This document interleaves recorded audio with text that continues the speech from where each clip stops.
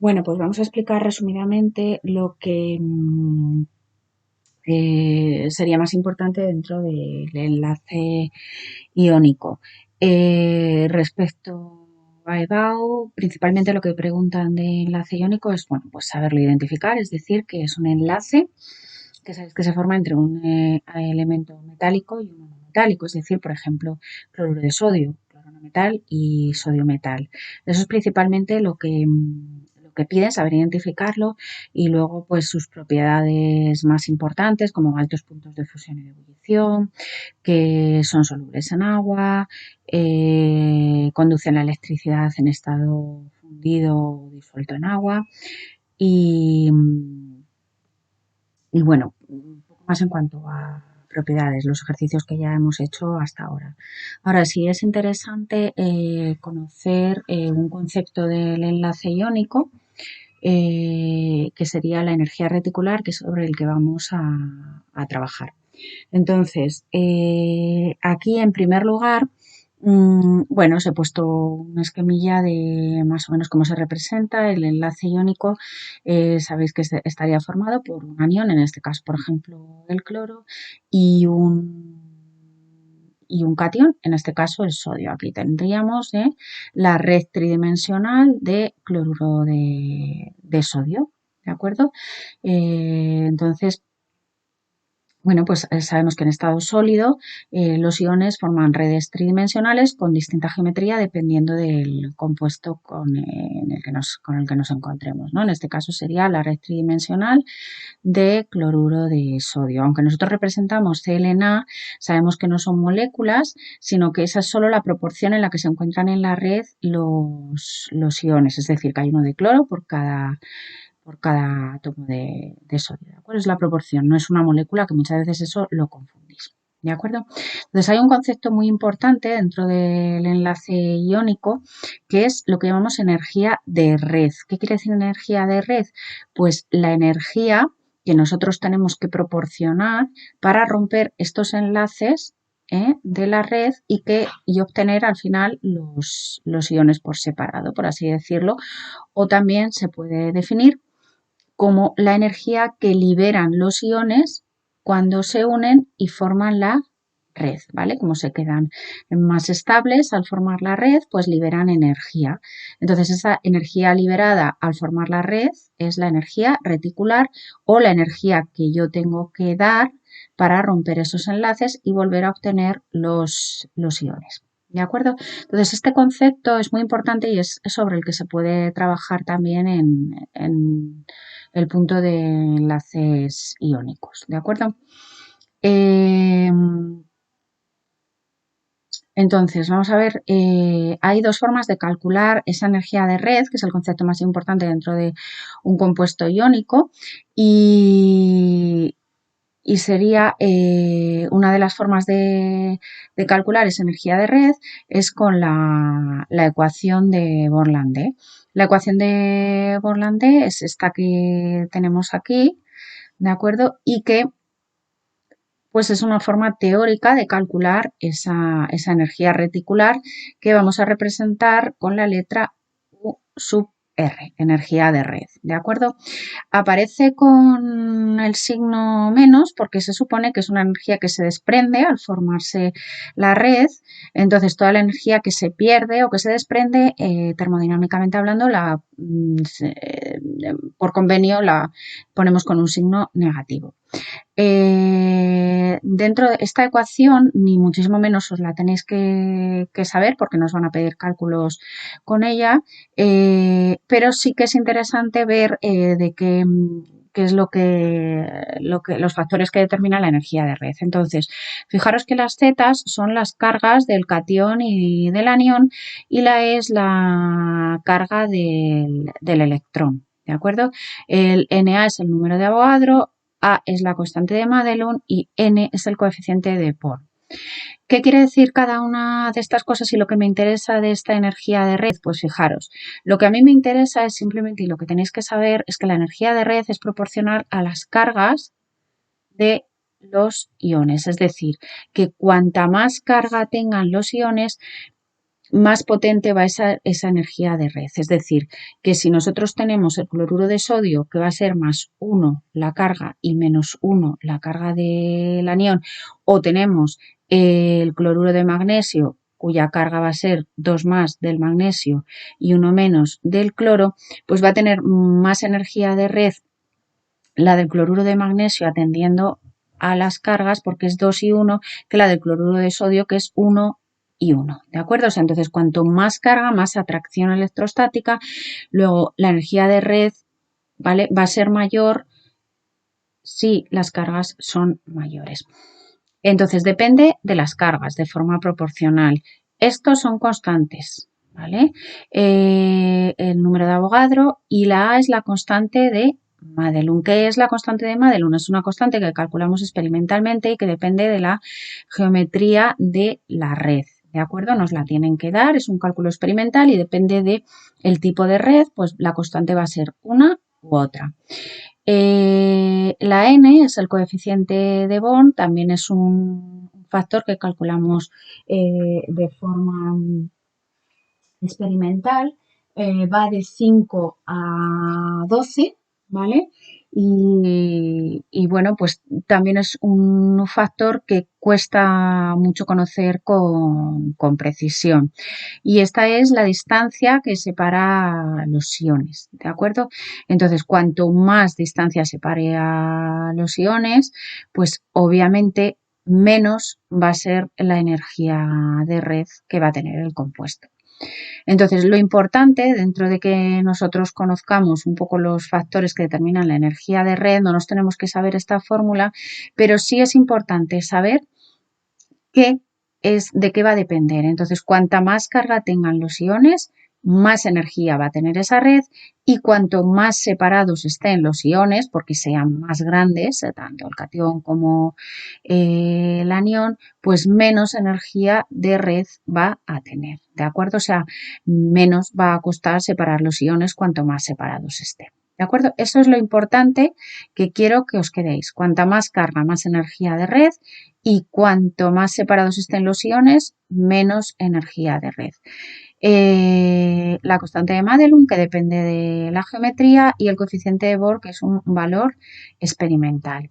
Entonces, fijaros, con todo esto, para que veáis que no hace falta que os sepáis esta ecuación, vais a intentar hacer el problema 2001, modelo, la cuestión 2. ¿Vale? Os vais al boletín de problemas, buscáis en el año 2001 el modelo cuestión 2 y lo intentáis hacer para que veáis que no os van a pedir cálculos en concreto, sino que solo manejéis o sea, de qué depende la energía de red. Sí que es verdad que podéis citar que todo esto está recogido en la ecuación de Born-Lande. ¿Qué otra forma tenemos de calcular la energía de red? Pues la podemos calcular con lo que llamamos el ciclo de Born-Haber, ¿de acuerdo? Entonces, el ciclo de Born-Haber lo tenemos aquí representado para el caso del cloruro de sodio. Se basa en la ley de Hess. La ley de Hess es una ley termodinámica que nos dice que si nosotros calculamos la energía de una reacción, por ejemplo, la energía de formación al unirse dos átomos de cloro, al unirse un átomo de cloro con un átomo de sodio para formar la red de cloruro de sodio, esta energía de formación, ¿vale? La podemos calcular o bien si lo podemos hacer directamente, o bien a través de todas las etapas que dan lugar al producto. Es decir, que si la reacción se produce en una sola etapa o se produce en varias etapas, pero dando lugar al mismo producto, la energía al final va a ser igual. Va a ser igual la energía de formación a la suma de las energías de las etapas intermedias, ¿de acuerdo? Es decir, que si yo hago un proceso en una etapa o hago el mismo proceso en 8 etapas, pues la energía en una etapa tiene que ser igual a la suma de las energías en 8 etapas. O sea, la energía empleada tiene que ser la misma, tanto si se hace en una etapa como si ese mismo proceso lo hemos hecho en 3 etapas. Eso se llama la ley de Hess. Entonces, ¿qué ocurre? Esto nos ayuda a calcular lo que nosotros queremos calcular al final, que es la energía reticular, que es lo que decíamos uno de los parámetros más importantes dentro de un compuesto iónico. Entonces, ¿qué ocurre? La energía reticular es muy difícil de calcular porque, como veíamos anteriormente, la teníamos que calcular con esta, por así decirlo, fórmula en la que había pues muchos parámetros que se tenían que calcular de modo experimental y era muy difícil su cálculo. Con lo cual, lo que nosotros vamos a hacer es un rodeo y calcular esta energía reticular a través de la ley de Hess. Entonces, como nosotros tenemos otras energías que sí son fáciles de calcular, como la entalpía de formación o energía de formación, entalpía o energía es lo mismo, entonces la entalpía de formación del cloruro de sodio y tenemos aquí otra serie de energías intermedias que son fáciles de calcular. Entonces lo que vamos a hacer es dar un rodeo para que sin calcular directamente la energía reticular, sí poderla calcular a partir de otras energías implicadas en este proceso. Entonces, fijaros, el ciclo de Bohr-Haber siempre es igual para cualquier compuesto. Nosotros hemos cogido el cloruro de sodio y entonces vamos a ver cuáles son las energías si vamos a través de, vamos a ver, si lo hacemos directamente, que sería este caso, si nosotros lo hacemos directamente, o si lo hacemos con etapas intermedias. Esta sería, por así decirlo, hacerlo directamente y esto sería hacerlo de forma, o sea, con varias etapas. Pero la energía que nosotros gastamos en A o se desprende en A, ya lo veremos, tiene que ser igual a la energía que se gasta o que se desprende en B. ¿De acuerdo? Entonces, esto es lo que nosotros hemos dicho que se llama la ley de Hess. La energía del proceso tiene que ser igual si se hace en una etapa como si se hace en 8 etapas. ¿De acuerdo? Entonces, si se hace directamente, nosotros lo que calculamos simplemente es la energía de formación. Si lo hacemos en varias etapas, ¿qué es lo que vamos a hacer? Pues primero tenemos el sodio sólido. Entonces, ¿qué hay que hacer? Pues en primer lugar, lo que nosotros tenemos que hacer y lo que se observa experimentalmente que se hace cuando se forman los compuestos iónicos a partir de los átomos en estado sólido. Primero tenemos que aplicarle una energía para sublimarlo, es decir, calentar el sodio sólido para que se sublime y obtener el sodio en estado gaseoso. Una vez que tenemos el sodio en estado gaseoso, tenemos que aplicarle otra energía que nosotros llamamos energía de ionización, esto ya lo conocemos. Aquí tenéis todas las definiciones, ¿vale? Entonces aplicamos otra energía para ese sodio arrancarle un electrón y ya tenemos el catión sodio en estado gaseoso, ¿de acuerdo? Siempre para el catión partimos del átomo en estado sólido, lo calentamos para convertirlo en el átomo en estado gaseoso y aplicamos su energía para arrancarle un electrón y que se quede en forma de catión. ¿Qué ocurre con el anión? Para el anión siempre vamos a partir de su forma molecular, es decir, del Cl2, del yodo 2, del bromo 2, ¿vale? Y entonces, ¿qué ocurre? Que nosotros al cloro en forma molecular lo que tenemos que hacer primero es aplicarle una energía para, por así decirlo, romperlo y disociarlo, ¿vale? Entonces, nosotros una vez que al cloro 2 le aplicamos una energía, obtenemos un átomo de cloro. ¿De acuerdo? Ponemos un medio, ¿por qué? Porque en realidad vamos a obtener 2 átomos de cloro, pero solo necesitamos uno. Entonces, una vez que lo tenemos en estado gaseoso, vamos a aplicar o se va a intercambiar una energía que nosotros llamamos afinidad electrónica. La afinidad electrónica, que ya también la conocemos, es la energía que se intercambia, generalmente que se desprende, energía intercambiada, cuando el átomo en estado gaseoso coge un electrón, por así decirlo, es lo contrario de la energía de ionización, ¿de acuerdo? Entonces estos pasos siempre son los mismos, ¿vale?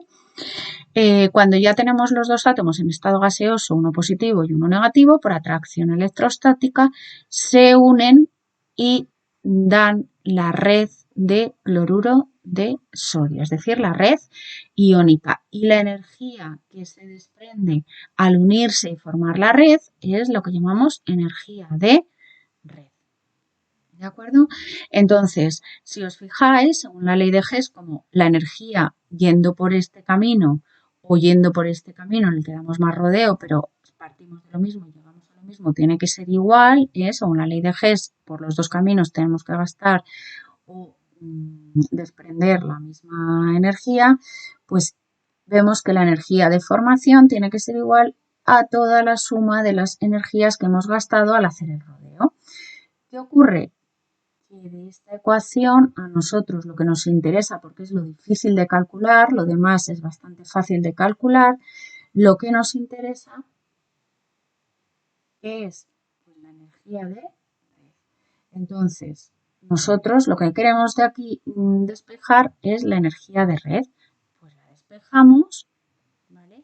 Y entonces veis que simplemente lo que hemos hecho es despejar la energía de red y ya simplemente si nos dan los valores de las distintas energías gastadas o de las entalpías, pues simplemente tendremos que sustituir y calcular cuál es la energía de red.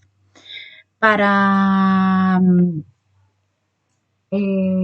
ilustrar este ejercicio, para este concepto de ciclo de Born-Haber, lo que vais a hacer es vais a intentar hacer este mismo ciclo de Born-Haber, es que siempre son las mismas etapas, y vais a hacer en el año 2019 la convocatoria de junio, coincidentes, la pregunta A1, el apartado C.